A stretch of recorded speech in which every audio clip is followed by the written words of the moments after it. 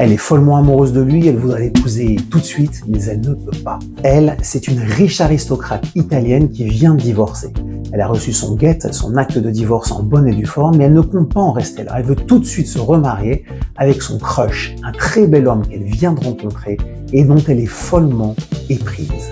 Problème, cet homme c'est un Cohen et comme tu le sais, dans la législation juive, une femme divorcée n'a pas le droit d'épouser un Cohen. Mais le couple ne se démonte pas, ils se sentent faits l'un pour l'autre, c'est la passion, ils veulent se marier.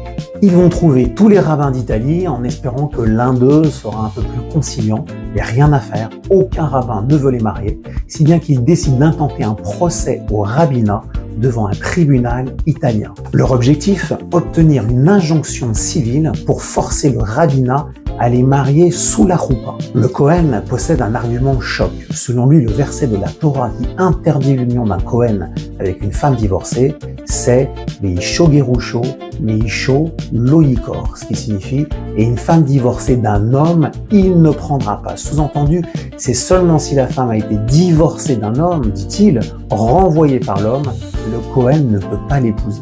Or, dans son cas à lui, ou plutôt à elle, c'est la femme, la riche aristocrate italienne qui voulait divorcer de son mari, qui a obtenu le divorce. Donc, normalement, selon lui, le mariage devrait être permis.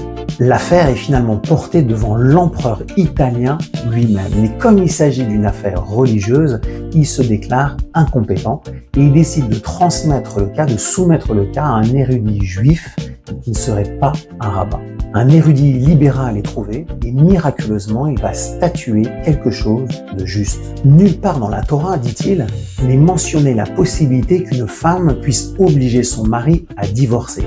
C'est seulement les sages, dans leur interprétation de la loi toranique, qui ont permis la chose dans le Talmud Ksubos. En conséquence, si le Cohen et l'aristocrate italienne reconnaissent l'autorité des sages, ils ne peuvent pas se marier. Parce que les sages ne font pas de différence entre un divorce initié par l'homme ou par la femme. Dans les deux cas, selon eux, un Cohen ne peut pas épouser une femme divorcée. Et si le Cohen et l'aristocrate ne reconnaissent pas l'autorité des sages et interprètent littéralement la Torah, alors la riche aristocrate italienne est toujours mariée à son mari précédent, car c'est les sages qui ont autorisé le concept de divorce.